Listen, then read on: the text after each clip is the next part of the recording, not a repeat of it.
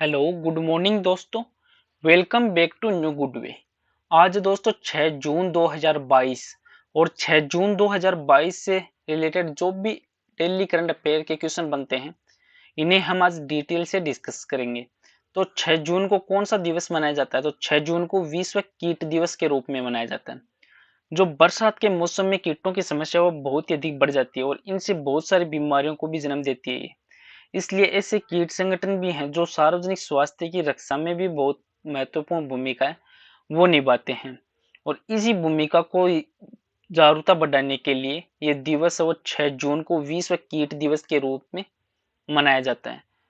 और आज की वीडियो की आपको पीडीएफ चाहिए तो आप हमारे जो टेलीग्राम ग्रुप है वहां से इस वीडियो की पीडीएफ है वो प्राप्त कर सकते हैं। तो चलिए दोस्तों स्टार्ट करते हैं क्वेश्चन नंबर 1 से। और आज का वीडियो आपको अच्छा लगे तो चैनल को सब्सक्राइब और इसका बेल आइकन है वो जरूर प्रेस करें ताकि डेली के जो वीडियो अपलोड कर रहा हूं मैं उनका नोटिफिकेशन वो आपको मिलता रहे। तो क्वेश्चन नंबर 1 है कि विश्व स्वास्थ्य संगठन ने विश्व तंबाकू निषेध दिवस पुरस्कार 2022 के लिए किस राज्य का चयन किया है? तो आंसर दोस्तों झारखंड राज्य का चयन किया गया। जो विश्व स्वास्थ्य संगठन है WHO, इन्होंने तंबाकू की खपत को कंट्रोल करने के लिए अपने प्रयासों को स्वीकार करते हुए झारखंड को विश्व तंबाकू जो निषेध दिवस पुरस्कार 2022 है उसके लिए चुना है। अब झारखंड है तो झारखंड से रिलेटेड निम्न इम्पोर्टेंट जो फैक्ट है वो और बनते हैं जो हर एग्जाम की दृष्टि से इम्पोर्टेंट है। जैसे गौतम बुद्ध है अभ्यारण्य झारखंड के कोडरमा जिले में स्थित है और झारखंड खनिजों की दृष्टि से भी धनी है और यहाँ 73% खनिज भंडार संचित है। और झारखंड राज्य का जो गठन या स्थापना वो 15 नवंबर 2000 को हुई थी। तब से 15 नवंबर को झारखंड का स्थापना दिवस भी मनाया जाता है। और कर्क रेखा वो झारखंड से होकर गुजरती है। और 1897 के विद्रोह के क्रम में झारखंड में सबसे पहले रोहिणी के सैनिकों ने 12 जून 1857 को विद्रोह किया था। और बिरसा मुंडा का जन्म वो 15 नवंबर 1875 को हुआ था। और इनके जन्म दिवस पर ही 15 नवंबर 2000 को झारखंड की स्थापना हुई थी।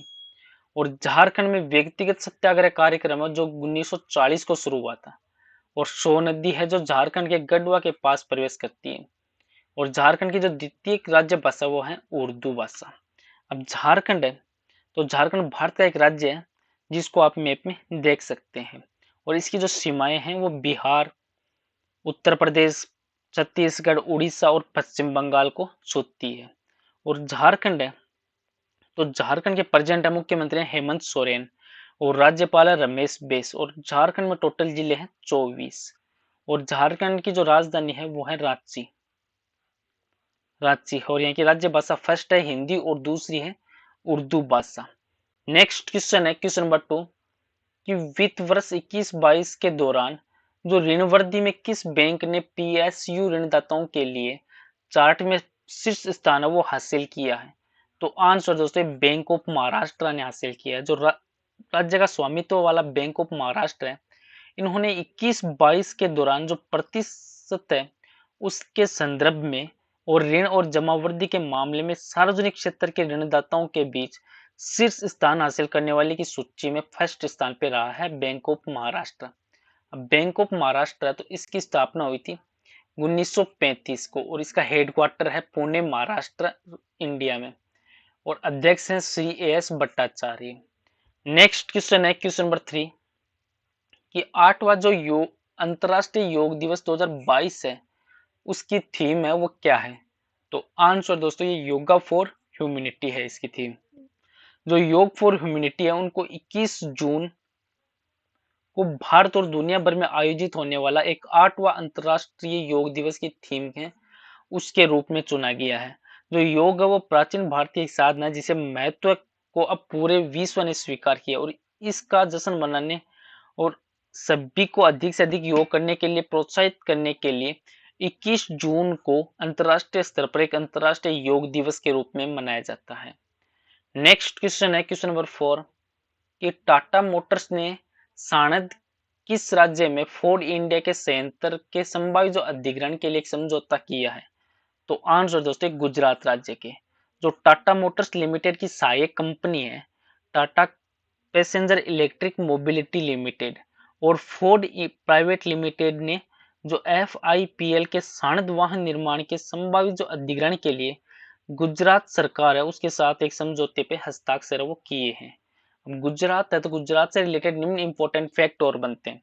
जैसे गुजरात राज्य की स्थापना वो 1 मई 1960 को हुई थी और भारत की पहली जो IFFC गिफ्ट सिटी है वो गांधीनगर में शुरू हुई थी। और गुजरात की प्रमुख नदियां नर्मदा, ताप्ती, माही, साबरमती, दमन और गंगा। और गुजरात राज्य का प्रमुख लोक नृत्य है गरबा और रास। और गुजरात में फसल उत्पादन में जो अग्रणी फसल है वो मूंगफली और कपास की है। और गुजरात राज्य के प्रथम मुख्यमंत्री थे डॉक्टर जीवाराम मेहता। और गुजराती जो जीवन रेखा वो नर्मदा नदी को कहा जाता है।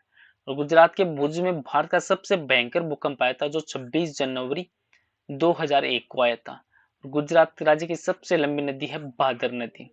अब गुजरात है तो ये भारत के पश्चिमी तट पर स्थित एक राज्य है जिसको आप मैप में देख सकते हैं। और गुजरात है तो गुजरात की जो सीमाएं हैं वो पाकिस्तान, राजस्थान, मध्य प्रदेश, दक्षिण और महाराष्ट्र से राज्य भी लगती है। और जो गुजरात राज्य का क्षेत्रफल है, भौगोलिक क्षेत्रफल वो है 1,96,024 वर्ग किलोमीटर वह इसका क्षेत्रफल है। और गुजरात राज्य के प्रेजेंट टाइम मुख्यमंत्री हैं भूपेंद्र भाई पटेल और राज्यपाल है आचार्य देवव्रत। और गुजरात राज्य है तो इसकी स्थापना हुई थी दोस्तों 1 मई 1960 को। और टोटल जिले हैं गुजरात में 33 और यहाँ की राजधानी है गांधीनगर। गांधीनगर है वो गुजरात राज्य की राजधानी है और यहाँ की राज्य भाषा है गुजराती। नेक्स्ट क्वेश्चन है क्वेश्चन नंबर 5 कि PM केयर योजना है वो किस वर्ष शुरू की गई थी? तो आंसर दोस्तों ये 2021 को। जो PM केयर योजना वो 29 मई 2021 को प्रधानमंत्री के द्वारा बच्चों के लिए PM केयर योजना वो शुरू की गई थी। नेक्स्ट क्वेश्चन है क्वेश्चन नंबर 6 कि भारत बांग्लादेश ने किस ऑलराउंडर को तीसरी बार जो टेस्ट टीम का कप्तान है वो नियुक्त किया है? तो आंसर दोस्तों ये साकिब अल हसन को नियुक्त किया है। जो बांग्लादेश ने अपने स्टार ऑलराउंडर है साकिब अल हसन उनको तीसरी बार टेस्ट टीम का कप्तान है वो नियुक्त किया गया है। जो मोनी मुल हक है उन्होंने पिछले सप्ताह में जो टीम का खराब प्रदर्शन के बीच कप्तानी से इस्तीफा वो दे दिया था। और जो देश क्रिकेट बोर्ड ने उन्होंने लिप्टन दास को नया उप कप्तान वो नियुक्त किया गया है। और बांग्लादेश की जो टीम है वो इस महीने वेस्ट इंडीज के खिलाफ 2 मैचों की टेस्ट सीरीज है वो भी खेलेगी। और सबसे पहले साकिब अल हसन है वो 2009 को मुर्तजा के चोटिल होने के बाद टीम के कप्तान है वो बने थे। और उसके बाद मुशीफिकुर रहीम के इस्तीफे के बाद 2017 में भी उन्हें टेस्ट टीम का कप्तान है वो नियुक्त किया गया। अब 2022 में तीसरी बार उन्हें टेस्ट टीम है उसका कप्तान है वो नियुक्त किया गया है। अब बांग्लादेश है तो बांग्लादेश से रिलेटेड निम्न इंपॉर्टेंट फैक्ट और बनते हैं। जैसे बांग्लादेश में तीस्ता नदी और सिक्किम के चेमुक ग्लेशियर से निकलती है और बांग्लादेश के ब्रह्मपुत्र नदी से मिलती है। और 12 दिसंबर 1966 को भारत बांग्ला के बीच में फरक्का डैम के जल को लेकर एक समझौता हुआ था। और भारत बांग्लादेश शिखर वार्ता के अंत में 19 मार्च 1972 को भारत बांग्ला मैत्री और शांति संधि हुई थी। और भारत ने 6 दिसंबर 1971 को बांग्लादेश को एक स्वतंत्र देश के तौर पर मान्यता दी थी। और 1962 में जो फरक्का बैराज का निर्माण हुआ था जो 1970 में ये 208 मिलियन डॉलर की लागत से पूरा हुआ था। और तीस्ता नदी वो भारत में लगभग 295 किलोमीटर के दायरे में बहती है जिसमें 142 किलोमीटर वो पश्चिम बंगाल में और 150 किलोमीटर जो सिक्किम राज्य में बहती है। और बांग्लादेश में तीस्ता नदी करीबन 120 किलोमीटर के क्षेत्र में बहती है जबकि तीस्ता नदी का जो प्रवाह है वो भारत से बांग्लादेश की ओर है। अब बांग्लादेश है तो बांग्लादेश दक्षिण एशिया का एक राष्ट्र है जिसको आप मैप में देख सकते हैं। और इसकी जो सीमाएं हैं वो भारत और दक्षिण पूर्वी सीमा है वो म्यांमार से मिलती है। और दक्षिण में इसके है बंगाल की खाड़ी। और बांग्लादेश है तो बांग्लादेश की राजधानी दोस्तों ढाका। और इसके प्रेजेंट टाइम जो प्रधानमंत्री वो है शेख हसीना और राष्ट्रपति हैं अब्दुल हमीद। और बांग्लादेश की मुद्रा है टाका। नेक्स्ट क्वेश्चन है क्वेश्चन नंबर 7 कि किस राज्य ने जाति आधारित गणना नाम से जाति आधारित जनगणना कराने का निर्णय वो लिया है? तो आंसर है दोस्तों ये बिहार राज्य ने। सॉरी, जो बिहार राज्य सरकार है उन्होंने एक जाति आधारित जनगणना करने जा रही है, जिसमें बिहार के प्रेजेंट टाइम जो मुख्यमंत्री हैं नीतीश कुमार, इनकी अध्यक्षता में ये बैठक में फैसला और लिया गया है। और इस अभ्यास को जाति आधारित गणना कहा जाएगा, जिसमें राज्य सरकार है वो जनगणना से संबंधित आंकड़ों को समाचार पत्रों में विज्ञापनों के माध्यम से प्रकाशित करेगी। और इस अभ्यास का उद्देश्य है जो वंचित लोगों के लिए एक विकास कार्य करना है। अब बिहार है तो बिहार भारत के उत्तरी पूर्वी तट में स्थित एक राज्य है, जिसको आप मैप में देख सकते हैं। और बिहार की राजधानी है दोस्तों पटना। और प्रेजेंट टाइम मुख्यमंत्री हैं नीतीश कुमार और उप मुख्यमंत्री हैं तारकिशोर प्रसाद है। नेक्स्ट क्वेश्चन है क्वेश्चन नंबर 8 कि बैंक ऑफ इंग्लैंड के बाहरी सदस्य के रूप में नियुक्त होने वाली पहली भारतीय महिला के रूप में किसे नामित किया गया है? तो आंसर है दोस्तों ये जो स्वाति डेंगरा है इनको नामित किया गया है, जो यूके में स्थित है अग्रणी अकादमी, जिसमें डॉक्टर स्वाति डेंगरा को बैंक ऑफ इंग्लैंड की ब्याज दर निर्धारण समिति के बाहरी सदस्य के रूप में नियुक्त होने वाली पहली भारतीय मूल की महिला के रूप में इनको नामित किया गया है। नेक्स्ट क्वेश्चन है क्वेश्चन नंबर 9 कि राष्ट्रीय सूचना विज्ञान जो केंद्र है उनके महानिदेशक के रूप में किसे नियुक्त किया गया है? तो आंसर है दोस्तों ये राजेश गेरा को नियुक्त किया गया है, जो कार्मिक मंत्रालय के द्वारा आदेश में वरिष्ठ वैज्ञानिक है राजेश गेरा, उनको राष्ट्रीय सूचना विज्ञान केंद्र है एनआईसी उनका महानिदेशक के रूप में इनको नियुक्त किया गया और वर्तमान में एनआईसी के उप महानिदेशक हैं ये। और एनआईसी है राष्ट्रीय सूचना विज्ञान केंद्र, तो ये भारत सरकार का एक सूचना प्रौद्योगिकी में प्रमुख विज्ञान संस्थान है और इसकी स्थापना है वो सन 1976 को हुई थी। और इसका हेडक्वार्टर है दिल्ली में, दिल्ली में इसका हेडक्वार्टर है। और इसके महानिदेशक हैं नीता वर्मा और अब इसके महानिदेशक है राजेश गेरा। ये जो नीता वर्मा वो पूर्व महानिदेशक थी इसकी।